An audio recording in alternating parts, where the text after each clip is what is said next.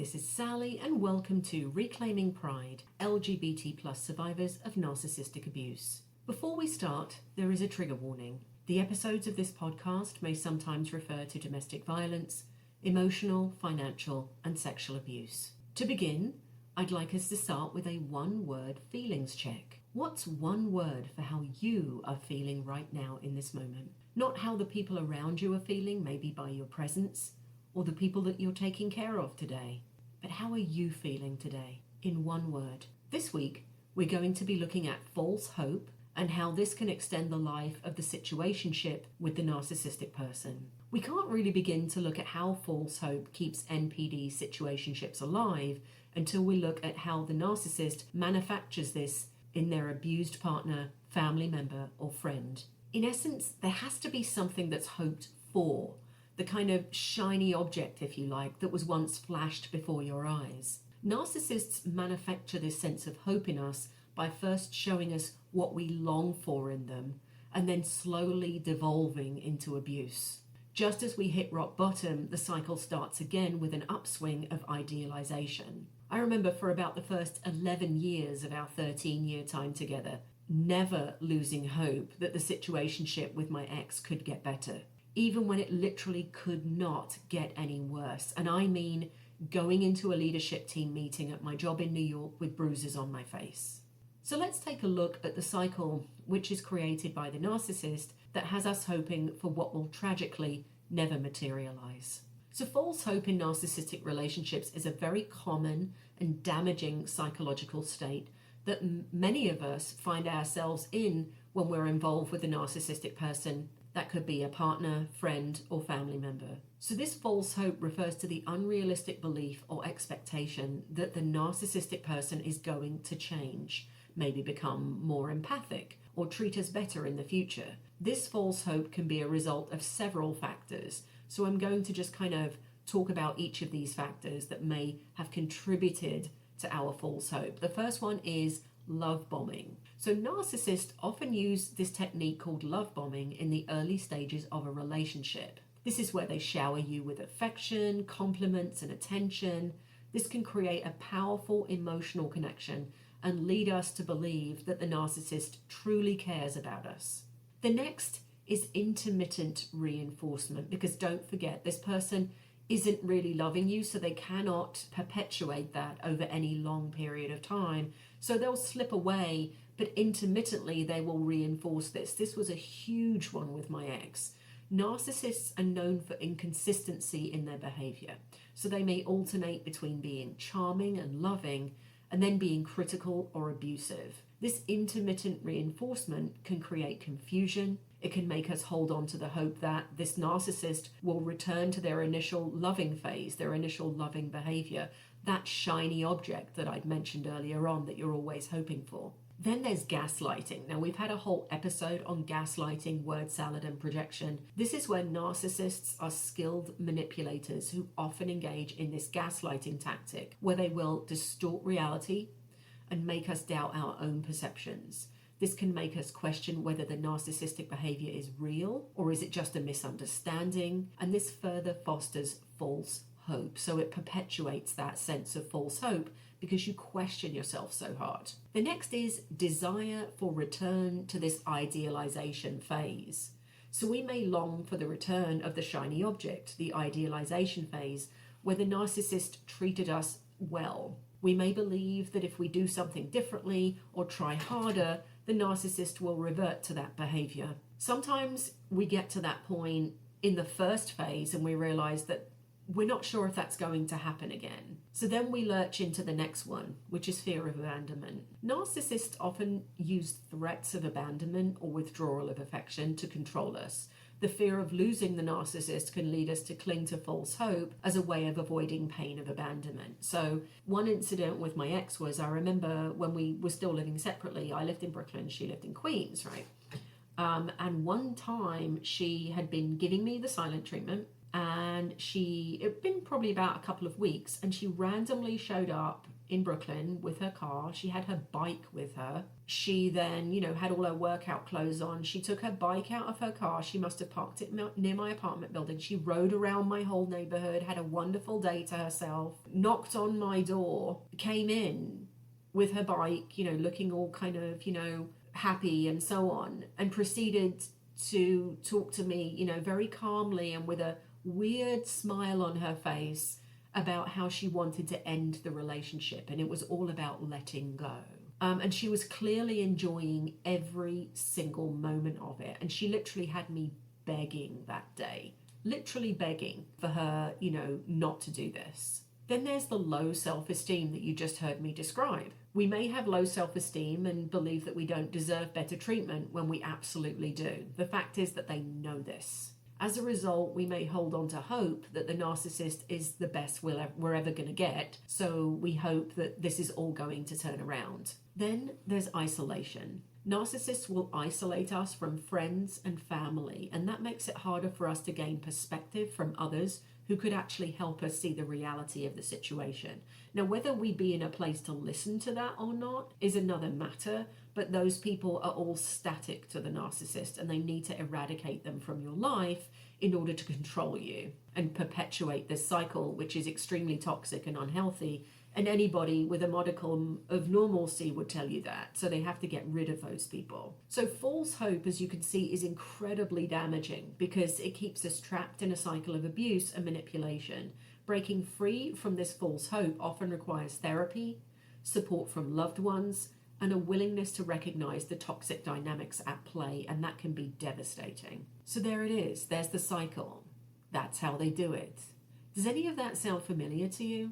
Once you realize the pattern, it's one of the most, like I said, devastating feelings that one can have on so many levels. Not only do you have to abandon hope, which can be very much a trigger for those of us who were in a toxic household as kids when hope was all we had against all odds, but we also have to then look right in the face of the fact that we were treated less than a throwaway object. What is helpful about looking at this, though, is that it will help us be aware of the pink flags. So these are soft signs that something may not be quite right, but you can't really put your finger on why. So those tend to occur very, very quickly towards the beginning of the relationship with the narcissist, even in the love bombing stage, because that seems to be very out of place and you haven't really known them that long, and already they're starting to talk with you about, being soulmates and way oversharing. And then the red flags that will also help us be aware of those, such as emotional abuse, physical, financial, or sexual abuse as well. In her book, Borderline, Narcissistic and Schizoid Adaptations,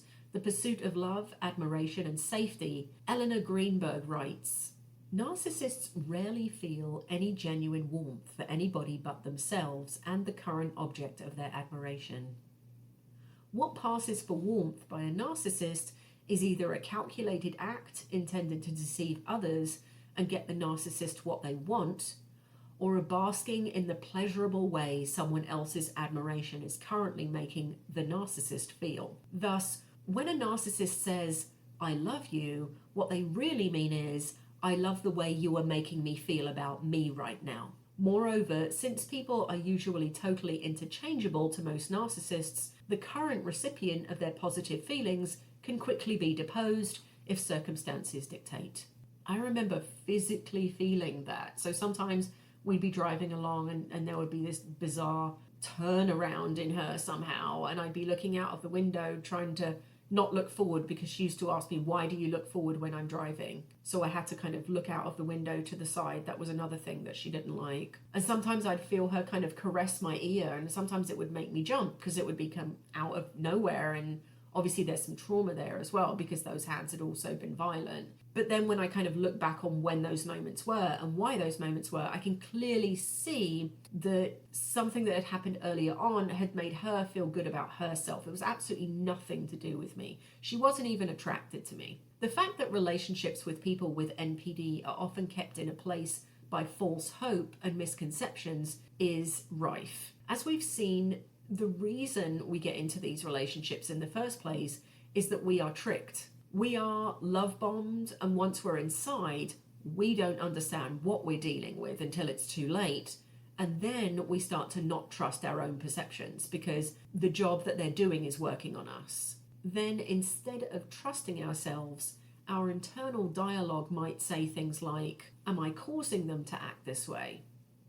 Things will get better when we are married or move in together. Am I the unfair, abusive, or cruel one? If I change, will they be happy with me? If I weren't so codependent, stupid, needy, unattractive, they would love me. Deep down they love me, but they just don't know how to show it. All relationships have their ups and downs and difficulties like this. This must be how love is supposed to be. This is adulting. If I were more loving or lovable, they would stop being so angry with me all the time. And if you have children, if only our children acted better or did better in school or did their homework, the person would be more happy with us. In the final analysis, to believe any of this is both toxic towards you and it also enables the narcissistic behavior to continue. However, we hope because we love.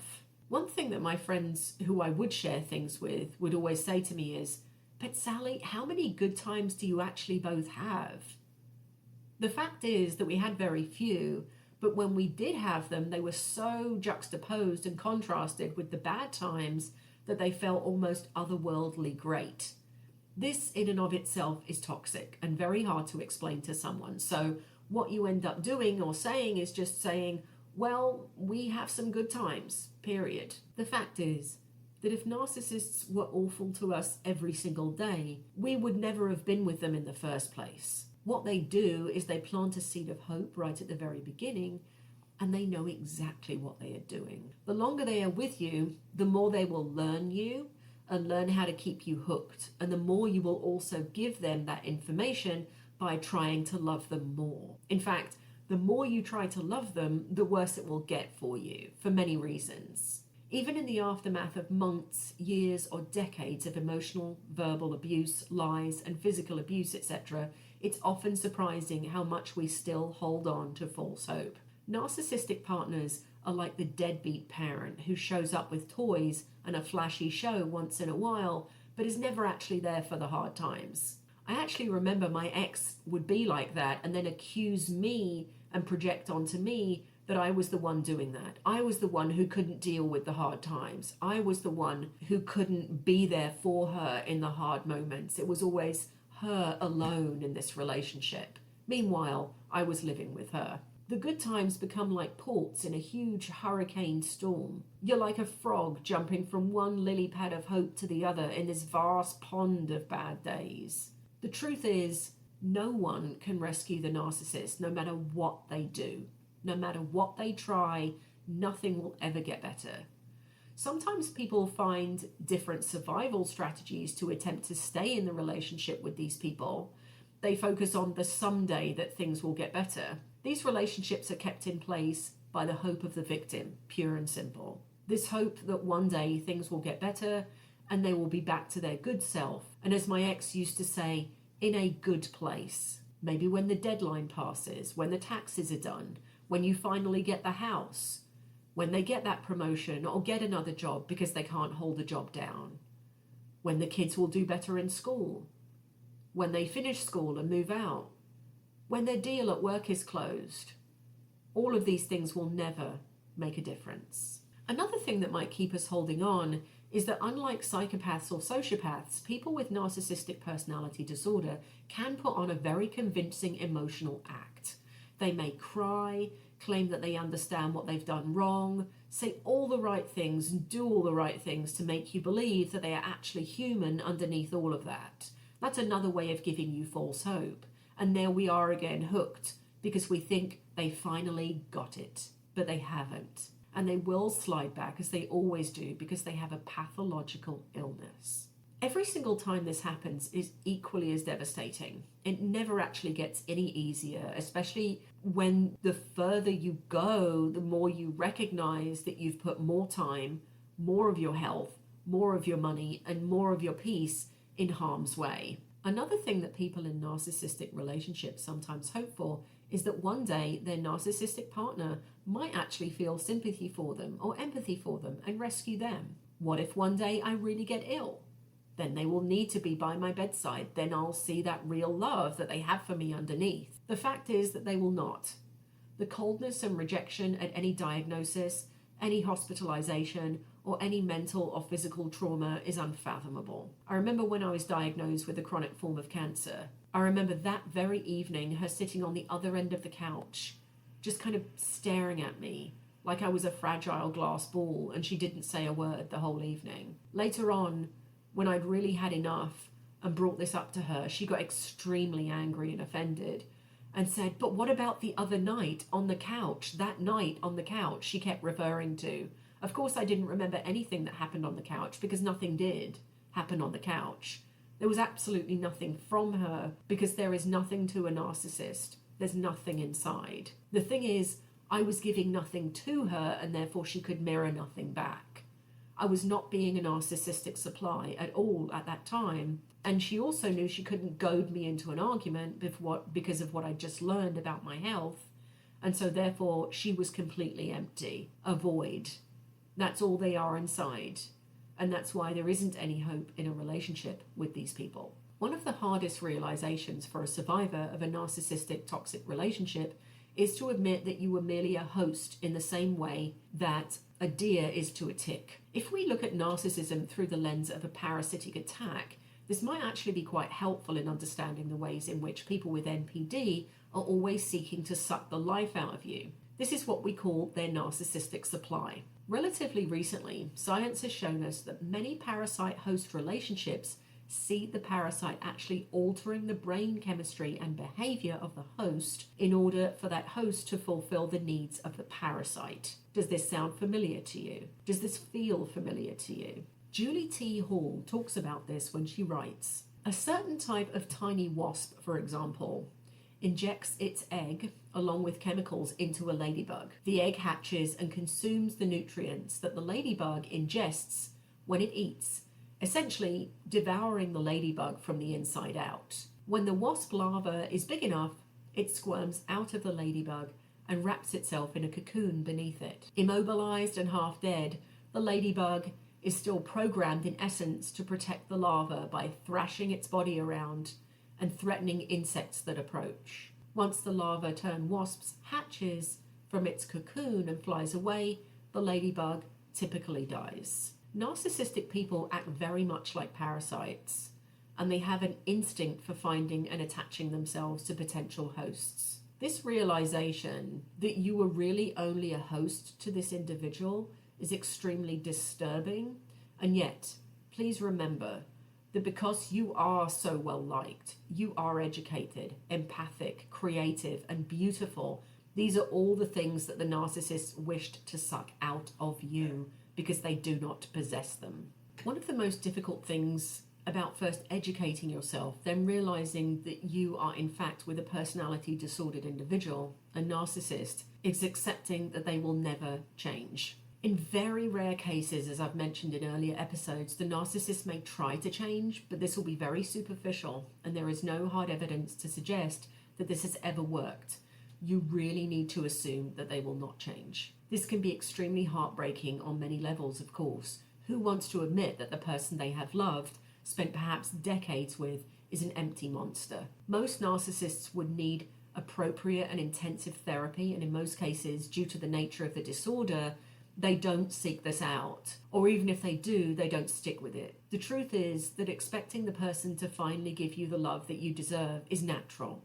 However, with the narcissist, this makes you vulnerable to the cycle of abuse that we talked about earlier, continuing. One thing I can guarantee you is that there is one person in this relationship who there is all the hope in the world for, listener, and that is you. Reclaim your light. Reclaim that laughter. Welcome the good in your world again. You can do all of this and so very much more. Keep a journal. In that journal, you could even have a timeline of the accomplishments you have made since freeing yourself from that relationship. Pause whenever you can and whenever you need to. Do a one-word feelings check. How are you today? However you choose to heal is your own sacred journey. And here are some things for you to remember along the way. This might help. The narcissistic abuse that you suffered is emotionally and psychologically and physically traumatic. You likely have PTSD or CPTSD. That's complex PTSD. You are not responsible for that narcissistic behavior. It is not your fault. Narcissists cannot be reasoned with, no matter how hard you try. It is not your job to rescue anyone. Healthy boundaries will strengthen your relationships, and sometimes asserting healthy boundaries can feel a bit uncomfortable for those of us who have not ever done it or haven't done it in a long time. Honestly, the best revenge is to truly live your life fully and live it well. Fear is never meant to be a way of life. Overcoming narcissistic abuse trauma takes time. Be patient with yourself, and your best is always good enough. So I hope that what we just talked about there has helped a little to shed some light on what may have kept you in that relationship with this individual for as long as you were. What I'd like to do now is take a short break, and when we return, we'll have our journal entry prompt for this week. I'll see you in a moment.